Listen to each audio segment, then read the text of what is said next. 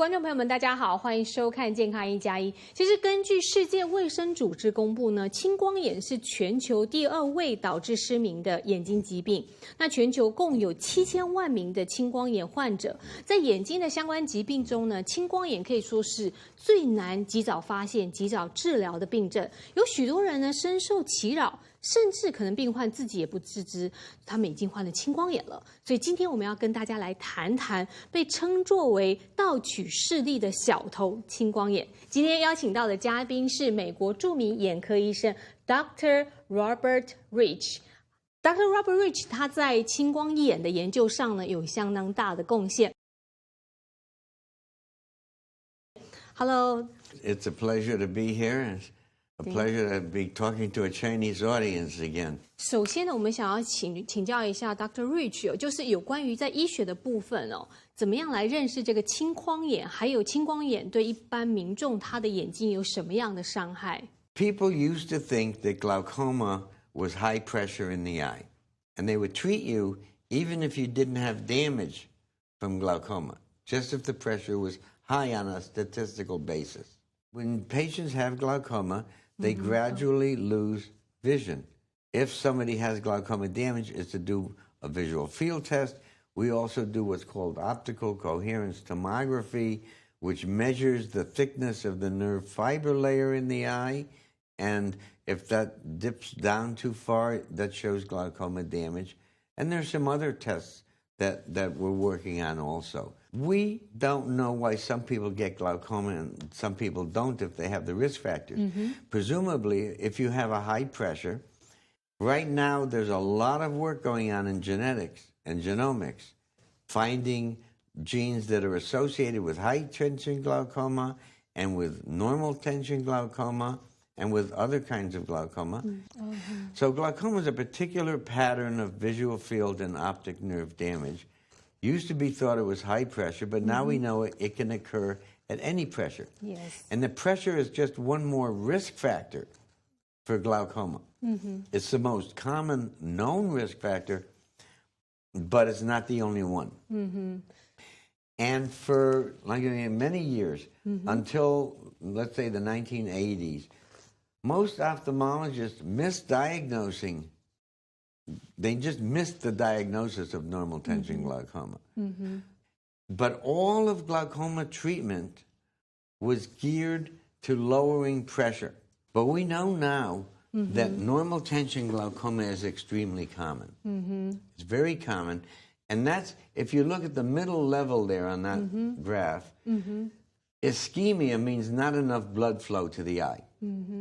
Okay, and there are a number of different diseases that cause ischemia, and if there's not enough blood to the eye, then the eye doesn't get enough oxygen, the blood doesn't bring the oxygen, and the cells get sick and die. The optic nerve cells get sick and die.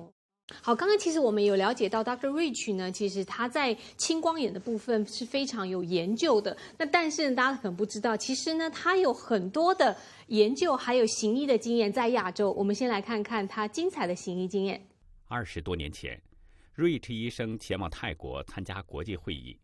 正值壮年的他，因为向往亚洲文化而临时改变计划，提着2项药品，毅然决然踏入当时封闭的老挝行医。并且多次受邀前往日本、韩国、台湾、中国等地进行学术交流与研究。这个经验让他得以用专业帮助到更多亚裔民众，并获得老挝皇室的礼遇。好，我们刚刚其实从影片看到，其实 Dr. Rich 呢在亚洲的这个行医经验相当丰富，所以我们现在来请教 Dr. Rich。但请问，就是像亚洲人他们的青光眼有什么样的特点呢 ？Basically, we're going to focus on China. That's where the glaucoma is. In Japan, angle closure, which I'm going to show, open angle glaucoma and low tension glaucoma is 90% of the glaucoma in Japan. Okay, once you take away the angle closure and exfoliation syndrome, was about 16% of each in Japan. In China, angle closure is the most common cause of blindness And actually, there are more people in the world blind from angle closure glaucoma than there are from open angle glaucoma. And that's a different disease. It's a totally different disease from the other glaucomas because it's anatomic in origin. And open angle glaucoma was thought to be rare in China, and low tension glaucoma was thought to be non-existent. Mm-hmm. But the people in Hong Kong, when I've been there, I go to Hong Kong every couple of years, they tell me now they're finding a lot of low tension glaucoma because they hooked all the computers together in Hong Kong and know how to diagnose it. The only way to prevent it is through an examination. 好，那 Dr. Rich， 您在亚洲有这么多年的经验，行医经验，你又觉得有什么样的特殊的案例，可不可以跟我们分享一下？ In 1980, I guess about 88 or so, the ophthalmologist, there was only one ophthalmologist in Laos for 3.5 million people then. Mm-hmm. And nobody going to Laos. I mean, it was like Albania. It was really hardcore communist country. Mm-hmm. He said, why don't you, he said, there were 400 tourists last year in Albania, in Laos. Mm-hmm. Why didn't I go? So I made arrangements, and I went to Laos, and I became the first I was the first American, they told me, who was legally allowed to go into Laos alone since the end of the Vietnam War. The day before Christmas in 1982, and it was a 3-month-old baby with congenital glaucoma. Oh, really? And the kid would have gone blind if somebody didn't operate. Okay, the kid needed surgery fast. Wow. Mm-hmm. They only had one ophthalmologist in Vientiane, and he was over that day at another hospital. So they set up the surgery for Christmas Day. This is my Christmas present for for Laos. And it's technically complicated surgery. And about halfway, I had the eye open, and I was, cut the drain out and made an opening, and I was getting ready to sew up everything. Mm-hmm. And the kid woke up and started moving and going around. Yeah. And I said to the anesthesiologist, give the kid more anesthesia. And he said, no, the book says I can only give him so much. Mm-hmm. And he got up and walked away. Wow. So now I got the nurse. Mm-hmm. And the nurse was getting a little woozy from watching this. Wow, yeah. I finished the operation by hooking my fingernail under the kid's eyelid and sewing up, keeping his eye open with my fingernails and sewing up the eye. It took a while, but I had kids crying and screaming and moving and everything. I had somebody try to hold him down. Wow. It's a very unique experience. Yeah, the other eye I couldn't do both eyes. The other eye went blind, but they brought him back to me. Mm-hmm. And how's it going on? And the eye I operated on was doing great, and the kid was happy. 哇，真的是很特别。好，那其实呢，我们刚刚听到的 Dr. Rich 他精彩的这个行医经验哦，那我们先休息一下，再来继续请教他目前针对青光眼有哪一些尖端与常规的治疗方法。休息一下再回来。青光眼是一系列会导致视神经受损，进而造成视力丧失的眼科疾病。例如视线从周围开始缺失或缩小，严重时将导致永久性失明。目前的常见治疗方法为雷射、药物以及手术治疗，而治疗完成后，患者必须定期回诊。眼压正常、视物清晰，也不表示没有青光眼。低头族容易眼压升高，应该用眼30分钟休息一次。高度近视者视神经容易受损，建议长期追踪。那其实我们知道，就是当青光眼在治疗有分别是雷射、手术还有药物的治疗。那我想请教 Dr. Rich 这3种的治疗方法，它可以是同时进行，或者是分开一步接着一步呢？ It's changed lately. In China, when people come in with angle closure glaucoma, they would give drops, lots of drops, and pills to lower the pressure, to try to bring the pressure down before doing at first a surgical opening in the iris, and then after that, laser. And I think I did the first laser in several different countries. Now, the people in Hong Kong Yes. started this, Dr. Clement Tam and Dennis Lam, who were both proteges of mine. They started treating with laser right off the bat. Soon, forget the medications, and that patient has already had the iridotomy to make the opening, but the angle is still closed because the gland, the ciliary body, is holding the iris up against the drain. And that's where I developed the laser technique to open up the angle in those circumstances. Yeah. The mark down at 6 o'clock at the bottom, that little round black thing, that's the iridotomy, the hole you make with the laser. But around the rest of the iris, you see these brown spots. That's the second laser treatment. That's the one I developed. That bring the iris in toward the side of the burn. And by pulling the iris, it actually just pulls the iris open by making this slow burn that contracts the iris tissue, and that opens the angle. Go for angle closure. Yeah. We can get through with the laser 100% of the time. 100%? 100%. Wow. Now, if the patients had, though, an attack or what's called chronic angle closure, it doesn't always show up as an attack. They can get slow scarring, and the pressure can go up. And if you do the laser treatment, they can still have enough damage to the drain and enough of the scarring where the iris scars up to the drain. They're stuck together like glue. Oh. Okay, so nothing can get through there and the laser won't open it up. Wow. Then they need medications or surgery afterwards to control the pressure. The latest thing that's going on in China is to take the lens out, because taking the lens out, which is, cataract is the lens that gets hard and dense. Yes. And to open up the angle, because if you take the lens away, it's not holding up the angle and the iris anymore, and the angle opens. I don't like taking clear lenses out. If you have 20/20 vision, I would do the iridoplasties, I would do the lasers, and here it's very easy for me to do. The problem in China, outside of the cities, it's fine in Beijing and Shanghai and Guangzhou and Hong Kong. But if you go into the rural areas, they don't have the equipment, they don't have the diagnostics, and there it's easier to go ahead and take the lens out and get. Right now, the question isn't settled. Some people give drops first, some people do laser first. If the two of those together don't work, then we go to surgery. And there are many new types of surgery coming along. There's no cure. No cure? No, you can't see everything. You can't restore that yet. I mean, it's going to come down the line. People are attempting to find ways to reverse vision loss with electrical treatment. Stem cells are going to be coming along. They're not here yet for glaucoma.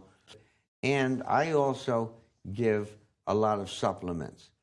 I give, and these used to be frowned upon. They would teach you in medical school 30 years ago that supplements are crazy and it's witchcraft and they're useless, but they're not. They're not. We realize now that saving the mitochondria and giving antioxidation therapy with things like curcumin, which is in curry, the turmeric, but it's got to be conjugated to get into your bloodstream. Ginkgo was the first one I started out with in 1996. And ginkgo has so many things for glaucoma. It stabilizes mitochondria. It improves the blood flow and warms up your hands. And then we showed it improved the blood flow to the eye 24%. And so it's improving the blood flow. It's stabilizing the mitochondria. It's providing antioxidant therapy. I use a lot of ginkgo. I've been using it for 20 years. People laughed in the beginning. They don't laugh anymore. Curcumin, things like citicoline and coenzyme Q10. Ginkgo was the first, was used in Chinese medicine for 5,000 years. It was mentioned in the first Chinese medicine textbook known from 3000 BC. So it's been around for a long time. You can't say these things don't do anything. All of our medications were originally derived from plants. 观众也很想知道，有青光眼的患者哦，就是在目前为止，在青光眼的治疗方法有哪一些比较尖端的方法，而且它的副作用会比较小呢？ There are new medications coming out that we hope are going to be better than the old medications. Yeah, exactly. There are new surgeries coming out. Before, we only had one operation, essentially, called trabeculectomy, where we cut open the eye. The next thing to come along was putting tubes into the eye, connected to a reservoir outside the eye.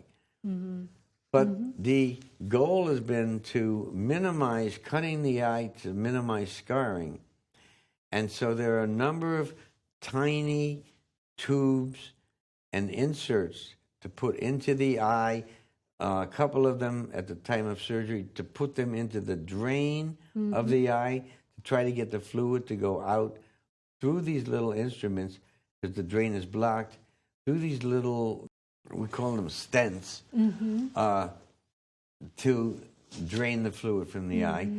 And then there are other instruments or stents being developed that are maybe a centimeter long, that can go from the front of the eye through an opening in the iris into the back of the eye.